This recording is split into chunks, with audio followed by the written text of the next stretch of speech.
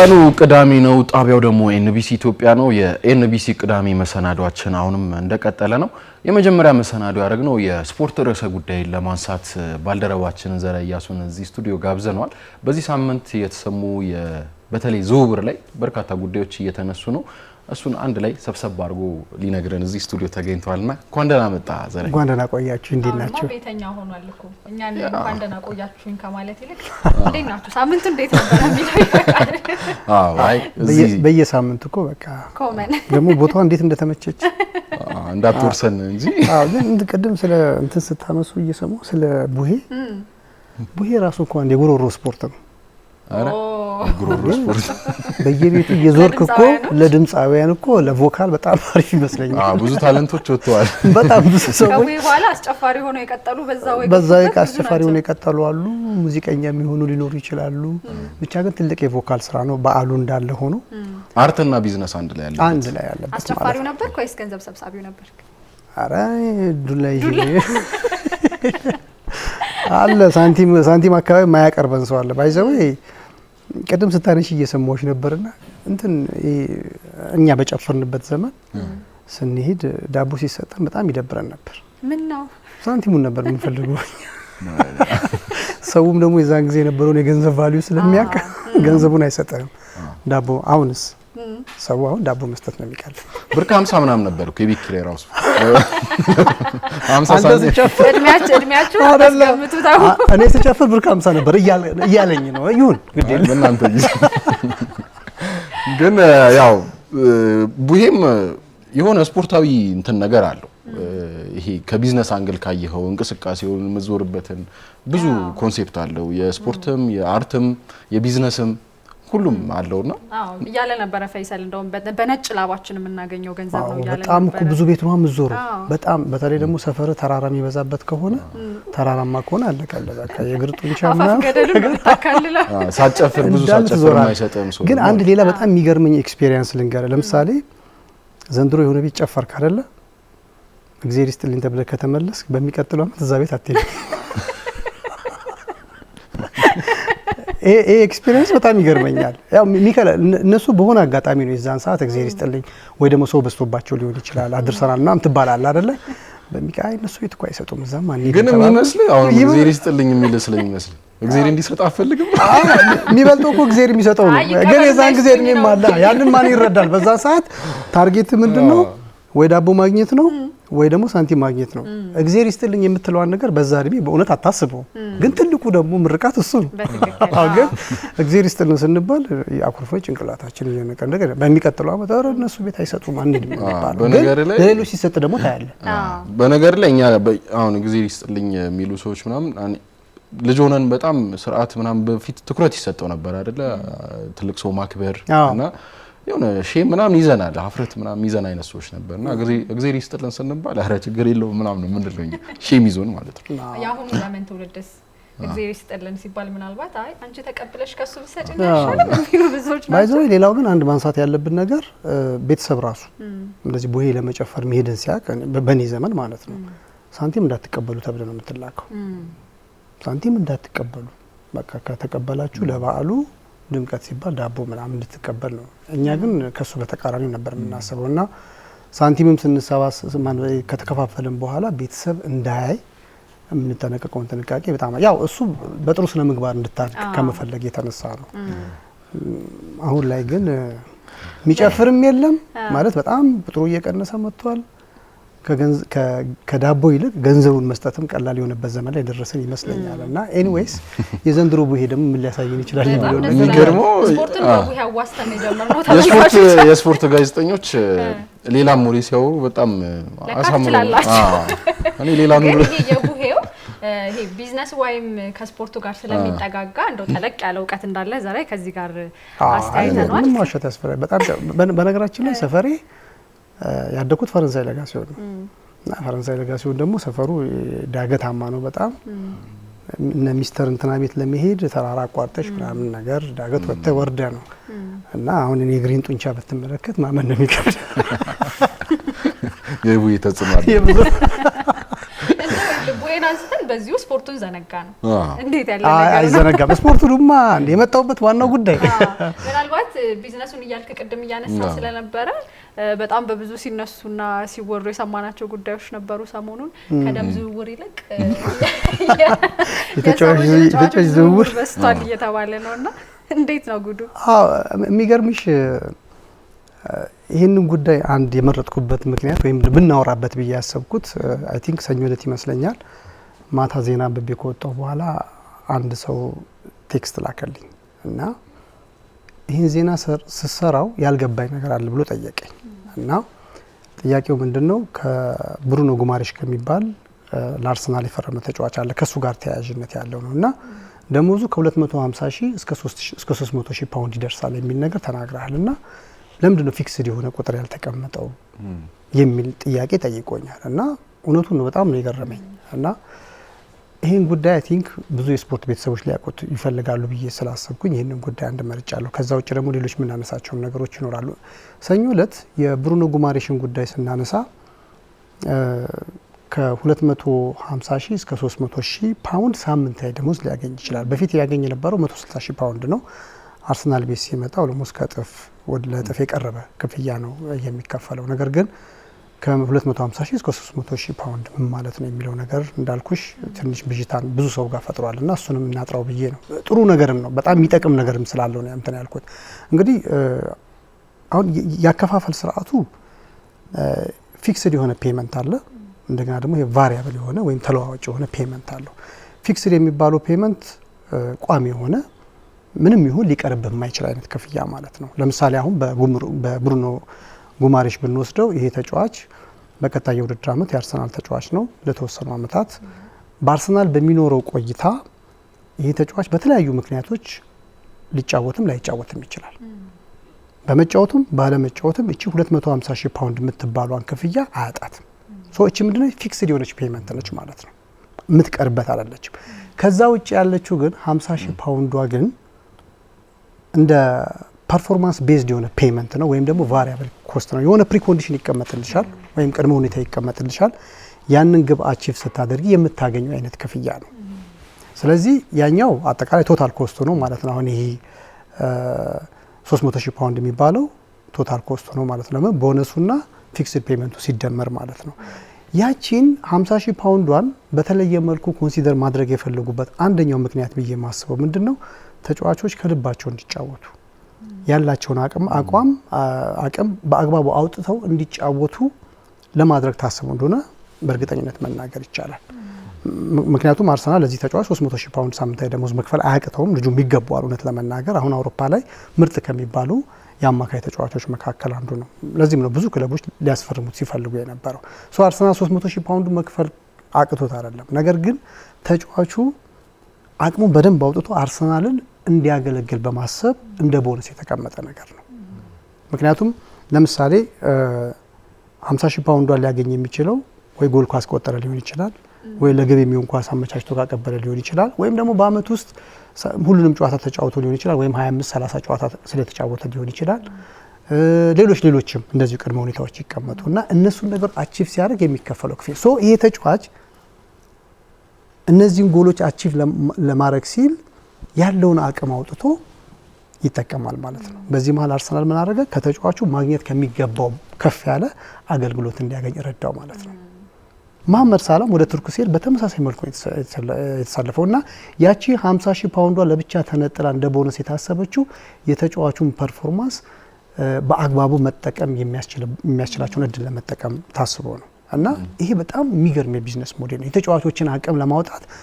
በጣም ምርጥ የሚባል አካሄድ ነው ቅድም እንዳልኳችሁ መሐመድ ሳላህ ወደ ቱርክ ሄዷል እሱም በተመሳሳይ መልኩ ነው ከክለቡ ጋር ሲደራደር የነበረው ሶ በተለይ አሲስት ካደረገ ለጎል የሚሆን ኳስ ካቀበለ ቡድኑ ሻምፒዮን ከሆነ በራሱ የሚያገኘው ቦነስ ይኖራል ስለዚህ ቡድኑ ይሄንን አቺቭ እንዲያደርግ መሐመድ ሳላህ ምን ይሆናል ያለውን አቅም አውጥቶ ይጫወታል እና ያንን ለማድረግ ታሳቢ የተደረገ ያከፋፈል ስርዓት ነውና በጣም እንደተመቸኝ ጥቅም ነው ግን ምንድነው አሁን ያቺ ፊክስዷን ብቻ ተበቃኛለች ካለ ግን ቁጭ ብሎ ፊክስዱን ማግኘት ይችላል ቋሚ ነች በቃ ያቺ በምንም አይነት ታምር ልትነካችልም ቅድም እንዳልኩሽ ግን ይሄኛው ቅድመ ሁኔታዎች ይቀመጡልህና በዛ መሰረት የምታገኘው ክፍያ ነውና አድማጮች ወይም ተመልካቾቻችን የብዙዎቻችሁ ጥያቄ ሊሆን እንደሚችል ስለገመትኩኝ ነው ይሄን ነገር ለማንሳት የወደድኩትና አይ ቲንክ በጣም ቤስት የሆነ ቢዝነስ ሞዴል ነው።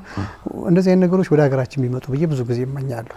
ኳስ ላይ ብቻም ሳይሆን እኛ ቢሮም ቢመጣ ሁሉም ቢሮዎች ላይ ቢመጣ አሪፍ ይመስላል። ምንም ጥያቄ የለውም። ቦነስ እንደ እቅድ አድርገው ይዘው በደንብ ውጤታማ የሆኑ ሰራተኞቻቸውን የአመቱ መጨረሻ ላይ ቦነስ ብለው ጥቅማ ጥቅም ብለው እንደሚሸልሙት ነው አሁን ይሄኛው የስፖርቱም የሆነው። አሁን ስቴት ኦፍ ማይንዱን ማየት እንችላለን። ለምሳሌ አሁን አንተ ቋሚ ተከፋይ ቋሚ ደሞዝ አለ እንበል።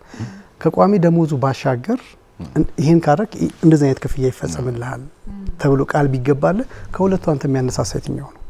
እንደው ምንም ሳንወሻሽ ያኛው እንደማይቀርብስ ያነሳሳል። ቦነሱ ግን ያነሳሳል። ስለዚህ ያቺን ቦነስ ለማግኘት ስትል በቃ አቅም በደንብ አውጥተህ ትተጋለህ፣ ትጥራለህ።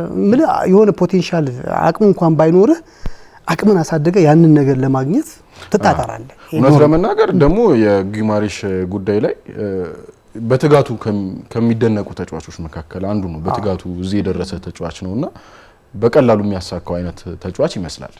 ምንም ጥያቄ የለው። የመጫወት እድሉን ካገኘ በደንብ አቅሙ አለው። በትክክልም ደግሞ የአሰልጣኙን የጨዋታ ሀሳብ መሬት ሊያወርድ የሚችል አይነት ተጫዋች ነው። ብዙ የመጫወት እድል ማግኘት ይችላልና ከዛ አኳያ ስናስበው ቦነሱን ማግኘቱ የማይቀር ጉዳይ ነው እና ቦነስ በጣም ወሳኝ ነገር። አሁን ይሄ ከቦነስ ጋር ሲያነሳ ምን አሰብኩኝ መሰለህ? መግቢያችንን ቡጌ ላይ አድርገን ነበር አይደል?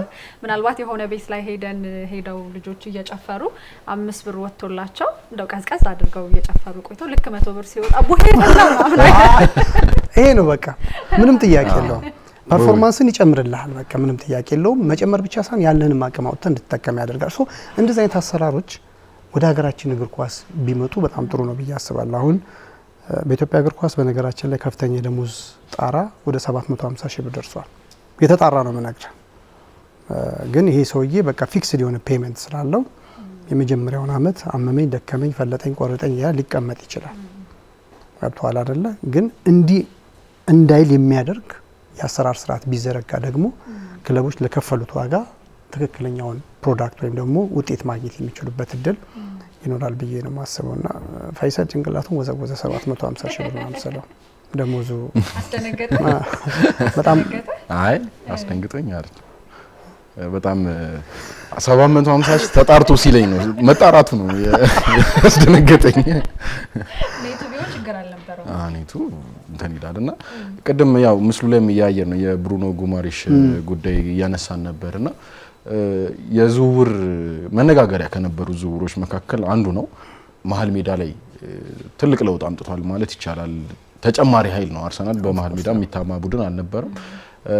በአንጻሩ ደግሞ ሲቲም እንደዚሁ በከፍተኛ ገንዘብ ኢሌት አንደርሰንን አስፈርሞ ነበርና መሀል ላይ በጣም ሰርቷል። እሱ ሜቢ ሮድሪ ከለቀቀ ነው ትንሽ ሊሳሳ ይችላል የሚባለው፣ ግን ስቲል ኢንዞ ፈርናንዴዝ ጋርም ስሙ እየተነሳ ነበርና መሀል ሜዳቸው ላይ እየሰሩ ነው ሁለቱም ቡድኖች። ስለዚህ ነገ ደግሞ የኮሚኒቲ ሺልድ የአመቱ የመጀመሪያ ዋንጫ ይደረጋል እና መሀል ላይ ነገ የምናየው የብሩኖ ጉማሬሽ ቦነሱ እንደተጨመረ ሆኖ ቦነሱን ለማግኘት በሚያደርገው ጥረትም እንዳለ ሆኖ የአሰላለፋቸው እንዴት ይሆናል ተብሎ ይጠበቃል ነው። መሀላቸው ላይ የሆነ ከፍተኛ ውጊያ ይኖራል ብዬ አስባለሁ። ምንም ጥያቄ የለውም። አሁን በአማካይ ተከላካይ ስፍራ ላይ አሁን ከብሩኖ ጉማሬሽ ባሻገር ሉዊስ ስኬሊ መጫወት ይችላል። ዙቢሜንዲ አለ፣ እንዲሁም ደግሞ ዲክላን ራይስም እዛ ቦታ ላይ መጫወት የሚችል ተጫዋች ነውና ቦታው ላይ በተወሰነ መልኩ የመታጨቅ ነገሮች አሉ። እርግጥ ነው አንዳንድ ሜክ ሽፍቶች ይኖራሉ። አንዳንድ ተጫዋቾችን ያለ ቦታቸው የማጫወት ነገሮች ሊኖሩ እንደሚችሉ እገምታለሁ። ያም ሆኖ ግን ብሩኖ በዚህ ቡድን ውስጥ የቋሚነትን እድል ያጣል ብዬ አላስብም። አንደኛ በ6 ቁጥር ቦታ መጫወት ይችላል። ሁለተኛ በ8 ቁጥር ቦታ ላይ መጫወት ይችላል። እንደውም አንድ ማስታውሰው ነገር ምንድነው 2022 ላይ በየትኛው የሜዳ ክፍል ላይ ብትጫወት ነው የሚሻለው የሚል ወይም በየትኛው ቦታ ብትጫወት ነው የሚሻለው የሚል አንድ ጥያቄ ቀርቦለት ነበርና እኔ አሰልጣኞች የትም ቦታ ቢያጫወቱኝ ችግር የለብኝም፣ ነገር ግን 8 ቁጥር የኔ ምርጫ ነው የሚል ጥያቄ ተነስቷል። ሶ በአርሰናል ቤት ውስጥ በ8 ቁጥር ቦታ ላይ መጫወት የሚችልበት እድል ይኖራል፣ በ6 ቁጥር ቦታ ላይ መጫወት የሚችልበት እድል ይኖራል። ግን ይሄ ተጫዋች 6 ቁጥር ቦታ ላይ ተሰለፈ ማለት እዛ ቦታ ላይ ሲጫወት የነበረው ዙቢሜንዲ ወደ ተቀያሪ ወንበር ይወርዳል ማለት ነው። ያንዱ መምጣት በአንዱ ላይ የሚፈጥረው የራሱ የሆነ አሉታዊ ተጽዕኖ ስላለ ማለት ነው።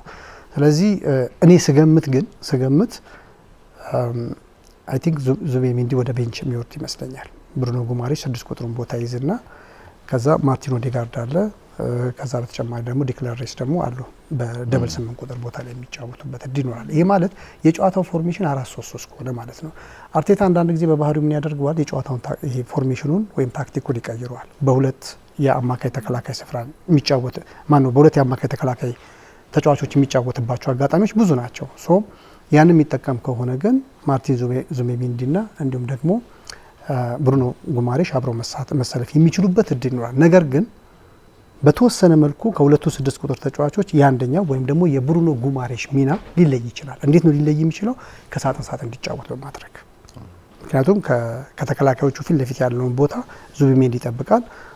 ብሩኖ ደግሞ ከሳጥን ሳጥን እየተመላለሰ ማጥቃቱ ላይ ይሳተፋል። መሀለኛ ሜዳ ክፍሉን ያግዛል። እንዲሁም ደግሞ ወደ ኋላም እየተመለሰ ለተከላካዮቹ አስፈላጊ ሽፋን መስጠት የሚችልበትንም ሚና ሊወጣ ይችላል። ይሄን ደግሞ የማድረግ አቅም አለው፣ ምንም ጥርጥር የለውም። ይሄን ታሳቢ ተደርጎ የመጣ አይነት ተጫዋች ነው እና በታክቲኩ ረገድ የትኛውንም መንገድ ማይክል አርቴታ ቢጠቀም ይሄ ተጫዋች በቦታው ቅድሚያ ሊሰጠው እንደሚችል መገመት የሚቻል ይመስለኛል። ስለዚህ ነገ የሚደረገው ጨዋታ ላይ እነዚህን እንጠብቃለን። ከነዚህ አንዱ መንገድ ሊጠቀም ይችላል። ብሩኖ ከዚሁ ዙቢሜንዲ ጋር ወይ ከራይስ ጋር ሊጣመር ይችላል ብለን እንጠብቃለን። ከዛ በሲቲ በኩል ደግሞ ኢሌት አንደርሰን መጥቷል እንዳልኩ የማል ሜዳቸው ላይ እነሱም ትንሽ ለውጦች አሉ። ያሰልጣኝም ለውጥ አለ። ባለፈው አመት አርሰናልና ሲቲ ባደረጉት ጨዋታ ያው ካቻ ውጪ አርሰናል አላሸነፈውም ሲቲ እና ይሄ ደግሞ የሞራል ጉዳይ ነው ይመስለኛል። አመቱን የምትጀምርበት ዋንጫ ነው፣ አመቱን የምትባርክበት ዋንጫ ነው ማለት ይቻላልና ምን እንጠብቃለን ከነገው ጨዋታ የሁለቱ ቡድኖች ለውጥ አንጻር? አሁን ይኸውልህ መሰለ ለአርሰናል ትልቁ አድቫንቴጅ ብዬ ማስበው ፔፕ ጋርዲዮላ የለም። የትኛውም ቡድን ጋርዲዮላ ያለበትን ቡድን ማሰልጠን ይፈራል። ይሄ ምንም ጥያቄ የለውም። ምክንያቱም ምን አይነት ቡድን እንደሰራ በተለያዩ ክለቦች ውስጥ አሳይቶናል። ስለዚህ ማንኛውም ቡድን ከሱ ጋር ሲጫወት ወትሮ ከሚታወቅበት አጫወት ወጥቶ ነው ሲገጥሙት ስንመለከት የነበረው። አሁን ግን ያኛው ማይንድ ሴት ያለ አይመስለኝም። አርሰናሎች ወይም ደግሞ ሌሎች ቡድኖች ማንቸስተር ሲቲን ሳይሆን የሚፈሩት ፔፕ ጋርዲዮላን ነበር የሚፈሩት። ሶ ጋርዲዮላ ከወጣላቸው ማንቸስተር ሲቲን አይፈሩም ማለት ነው። ስለዚህ ነው ተመጣጣኝ የሆነ ነገር ኤክስፔክት አደርጋለሁ። አለመፍራታቸው ግን ጥሩ አይመስልህም ለሲቲ? ያነሰ ግምት ሊሰጡ ይችላሉ። ከጋርዲዮላ ለቋል ስለዚህ ሊቀለን ይችላል የሚለው ኦፍ ኮርስ ሳይኮሎጂ ሪቨርስ ሊሆን ይችላል ማለት በጋርዲዮላ ጊዜ የነበረው ሲቲ አሁንም አለ የሚለውን ነገር ለማሳየት ሲሉ በጥሩ ብቃት ሊመጡ እንደሚችል እሱ ኤክስፔክተር ነው የሚጠበቅ ነው። ግን በአርሰናል በኩል ስታስበው ግን ጋርዲዮላ በነበረበት ጊዜ የነበረው አይነት አስተሳሰብና ፍራቻ ይኖራል ብዬ አላስብም እኔ በግሌ። ግን እንዳልከው እንደ ሪቨርስ ሳይኮሎጂ እንዳይጠቀሙበትም ደግሞ ፈራለሁ። ምናልባት ጋርዲዮላም ከወጣ በኋላ እኮ የተወሰኑ ትንሽ ጥቂት ጊዜያቶች ናቸው አይደለ ከዛ በኋላ ያለፉት። ምናልባት ያንን ያክል አመት ሲቲ ላይ ሲሰራ የነበረውን ነገር ባንዴ ተጫዋቾች ላይ እናጣዋለን ብለው የሚጠብቁ አይመስለኝም። ሌላኛው አርሰናልና ሲቲ ሲገናኙ እንደ ሴት ነው ይሄኛው ማለት ብዙ ጊዜ የሃላንድና የጋብሪኤል ድብድብ ለማየት ነው ምገባው እኔ ለማየት ፈልገውና የሁለቱንም እንደው እኔ ያለው ፊልሚያቸው ምን ይመስላል የሚለው ለማየት እኔ ነገ በጉጉት። ስለዚህ የብራዚልና የኖርዌይን ጨዋታ አይተሽዋል? በአገራቸው ላይ ባይ ዘ ዌይ ከጨዋታው በኋላ እኮ አሪፍ መከባበር ነው ያለው። ሜዳው 90 ደቂቃ ይፋለማሉ። ኦልሞስት ለድብድብ የቀረበ ፊልሚያ ነው የሚያደርጉት። ፋይናሊ ግን ጨዋታው ካለቀ በኋላ አይተሽ ከሆነ አልፎ ካልሆነ በስተቀር በአብዛኛው ተጨባብጠው ሰላም ተባብለው ነው የሚወጡት። ያ ነገራቸው በጣም ደስ ይለኛል። በተረፈ ግን ቅድም ያነሳሽው ይሄ የጋርዲዮላ አሻራ እኮ ላይጠፋ ይችላል። ግን በእነ አርሰናል በኩል ያስተሳሰብ ይኖራል ወይ ነው ጥያቄው። ምንም ጥያቄ ነው። ማን የትኛውም ዓለማችን ላይ ያለ ቡድን ጋርዲዮላን ይፈራዋል። ግን ያ ፍራቻ የለም። ኤንዞ ማሬስካ ሲቲ ቤት ማነው ቼልሲ ቤት በጥሩ ስኳድ በአይነት ቡድን እንደሰሩ ብዙዎች አይተዋል። ጥሩ ቡድን ቢሆንም ግን በሲቲ ደረጃ ያለ ቡድን አልሰሩ። በጣም ምርጥ ተጫዋች ነበራቸው፣ ምንም ጥርጥር የሌለው ከጥሩ የቡድን ጥልቀት ጋር። ነገር ግን በጋርዲዮላ ልክ ወይም ደግሞ ለዛ የቀረበ ጥሩ ቡድን ሰርተው ደግሞ አላሳዩንም። ሶ አሁን ያ አስተሳሰብ አርሰናልና አርሰናል ደጋፊዎች ጋር ሊኖር እንደሚችል እገምታለሁ። ይሄን የስነ ልቦና አድቫንቴጅ አርሰናል መጠቀም የሚችልበት እድል እንዳለ ልገምት እችላለሁ። ግን እንዳልከው ሳይኮሎጂ ሪቨርስ ሆኖ ደግሞ ሌላ ችግር እንዳይፈጠር ማሰብ ጥሩ ነው። ሌላው ግን አሁን የኤሌት አንደርሰንና የእንትናን ጉዳይ ስናወዳድር የብሩኖ ጉማሬሽን ጉዳይ ስናወዳድር እኔ አርሰናል ነው ጥሩ ፈራሚ አግኝቷል ብዬ ማስበው። ኤሌት አንደርሰን ባለፈው የውድድር ዓመት ነው በይበልጥ በቦታው ላይ በጣም ጥሩ ተጫዋች መሆኑን ያሳያል። ብሩኖ ጉማሬሽ ግን ባለፉት 2-3 ዓመታት በቦታው ላይ ምን አይነት ተጫዋች እንደሆነ በደንብ አድርጎ አሳይቷል፣ ፕሩፍ አድርጓል። ስለዚህ አርሰናል የተሻለ ተጫዋች አግኝቷል የሚል እምነት አለ። ምናልባት ውድድሩ ከተጀመረ በኋላ የምናየው ነገር እንዳለ ሆኖ ማለት ነው። ካለፈው ሂስትሪያቸው ስንነሳ ግን ለኔ ብሩኖ ጉማሬሽ የተሻለ ተጫዋች ወይም የተሻለ ፈራሚ እንደሆነ የሚሰማኝ። እንደውም 116 ሚሊዮን ፓውንድ የሚገባው ይሄኛው ነው እንጂ ኤንደርሰን ኤሌት ሊሆን አይችልም። በእርግጥ ሲቲም ስለፈለገው ነው 116 ሚሊዮን ፓውንድ የገባው። ምናልባት አስቶን ቪላ ፈልጎት ቢሆን ኖሮ ሻጩ ራሱ የዚህን ያህል ገንዘብ እንደማይጠራ ይሄ እሙን ነው። ግን የሚገዛው ማን ነው ጥያቄው።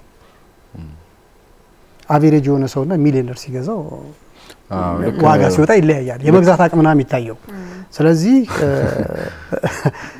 ሲቲ የገንዘብ ችግር የለበትም ተብሎ ስለታሰበ ነው 116 ሚሊዮን ፓውንድ የገባው እንጂ በዛ ልክ የሆነ ተጫዋች ነው ብዬ እኔ አላስብም እውነት ለመናገር። እና ብሩኖ በጣም የተሻለ ተጫዋች ነው። ስለዚህ ነገር እናየዋለን። ሌላው ግን አንድ ነገር እናሳ፣ ይሄን በጣም ጠቃሚ ስለሆነ እንዳንረሳው ብዬ ነው። ይሄ ብዙ ጊዜ ዝውውር ላይ ሰምተ ከሆነ ምንድነው ይሄ በውሰት የሚዘዋወሩ ተጫዋቾችን በተመለከተው ኦፕሽን ቱ ባይ እና ኦብሊጌሽን ቱ ባይ የሚባል ነገር ሲቀመጥ ብዙ ጊዜ ይሰማል። እና እቺን ነገር የመለየት ችግሮች አሉ። ያው ሁሉም ጋር ሳይሆን የተወሰኑ ሰዎች ጋር እንደዚህ አይነት ክፍተቶች እንመለከታለን።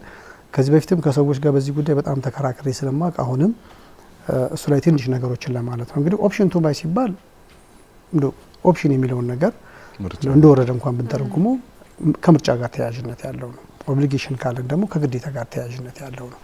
ስለዚህ ኦፕሽን ቱ ባይ ሲባል በዚህ በተጫዋቾች የዝውውር ሂደት ውስጥ አንድ ተጫዋች በውሰት የሆነ ቦታ ሲሄድ ለምሳሌ ለአንድ አመት ከሆነ በውሰት የፈረመው ክለቡ ከፈለገ ብቻ ተጫዋቹን ሊገዛው ይችላል፣ ከፈለገው ብቻ። ኦብሊጌሽን ቱ ባይ ከሆነ ግን አንድ ተጫዋች ወደ ሆነ ክለብ በውሰት የሚሄድ ከሆነ የኮንትራት ጊዜውን ሲያጠናቅቅ የውሰት ውል ጊዜውን ሲያጠናቅቅ ያ በውሰት የወሰደው ክለብ ተጫዋቹን የመግዛት ግዴታ አለበት። አሁን ለዚህ ጥሩ ምሳሌ ማሳየት የምንችለው የማርከስ ራሽፎርድን ጉዳይ ነው። ራሽፎርድ ከማንቸስተር ዩናይትድ ወደ ባርሴሎና ነበር ባለፈው የውድድር ዓመት በውሰት የሄደው እና የአንድ ዓመት የውሰት ውል ተፈራርመው ነው ሄደውና ሳምንታዊ ደሞዙ ወደ 325,000 ፓውንድ አካባቢ ነው። ማንቸስተር ከነበረው ወደ 25,000 ፓውንድ ቀንሶ ነው ሄደው እና በቆይታው ጥሩ ጊዜ አሳልፏል። 14 ጎሎች አሉት። 14 ለግብ የሚሆኑ ኳሶችን አመቻችቶ አቀብሏል።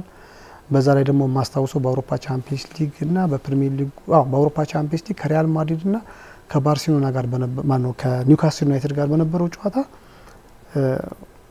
ያለምንም ጥርጥር ባርሴሎና እዛ ጨዋታ ላይ ውጤታማ እንዲሆን የአንበሳውን ድርሻ የወሰደው ተጫዋች እሱ ነበር እና እነዚህን ስኬቶችን ስንመለከት በባርሴሎና ቤት የሚቆይ ይመስል ነበር። ግን ባርሴሎናዎች ተጫዋቹን በቋሚነት ማስፈረም አልፈለጉም።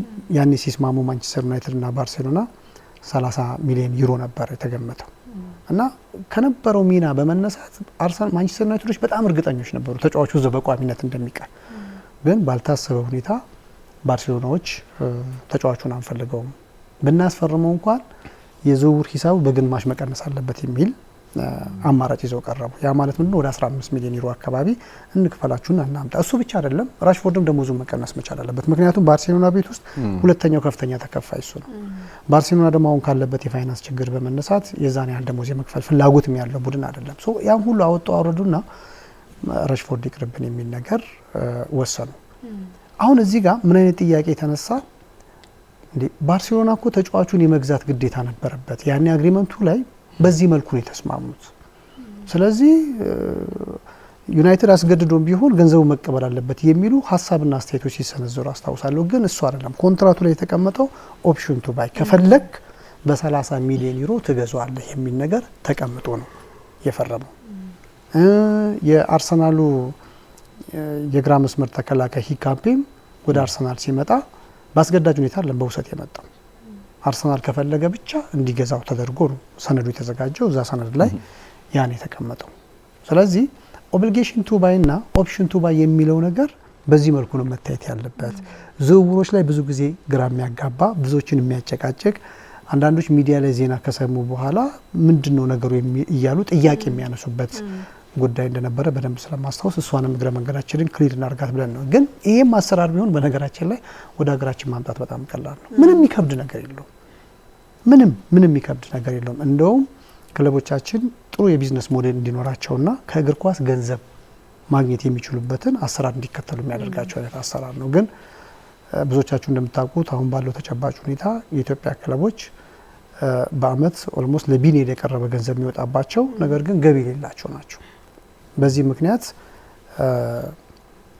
ብዙ የመሰረተ ልማቶችም ሲጓተቱ እየተመለከትን ነው የሚገኘው እውነት ለመናገር ምክንያቱም ለልማት ተብሎ ከተመደበው በጀት ላይ ነው እየተነሳ ለኢትዮጵያ እግር ኳስ ኢንቨስት እየተደረገ ያለው። ግን ያ እንዳይሆን ክለቦች የቢዝነስ ሞዴል ማዘጋጀት መቻል አለባቸው። የቢዝነስ ሞዴላቸው ደግሞ ከተጫዋች ዝውውር፣ ከስቴዲየም ገቢ፣ ከቴሌቪዥን መብት፣ ከትኬት ሽያጭ ከሚባሉ ነገሮች ገንዘብ ማግኘት በሚያስችል መልኩ መሆን መቻል አለበት። ፋይሰል ታስታውስ እንደሆነ ባለፈው ሳምንት ይህንን ጉዳይ በተወሰነ መልኩ አንስተን ነበርና ገንዘብ ለማግኘት የቢዝነስ ሞዴል መቅረጽ በጣም ሲበዛ ቀላል ነው። በጣም ልነግርህ ከምችለው በላይ ቀላል ማድረግ የሚቻለው ነገር ነው ማድረግ ሳንችል ቀርተን ዛሬ የኢትዮጵያ እግር ኳስ ብዙ ገንዘብ የሚወጣበት ነገር ግን ገቢ የማይገኝበት ሆኖ እየተመለከተን ያለው። አሁን ደግሞ የውጭ ተጫዋቾችን ቁጥር ከጊዜ ወደ ጊዜ እየጨመረ መጥቷል።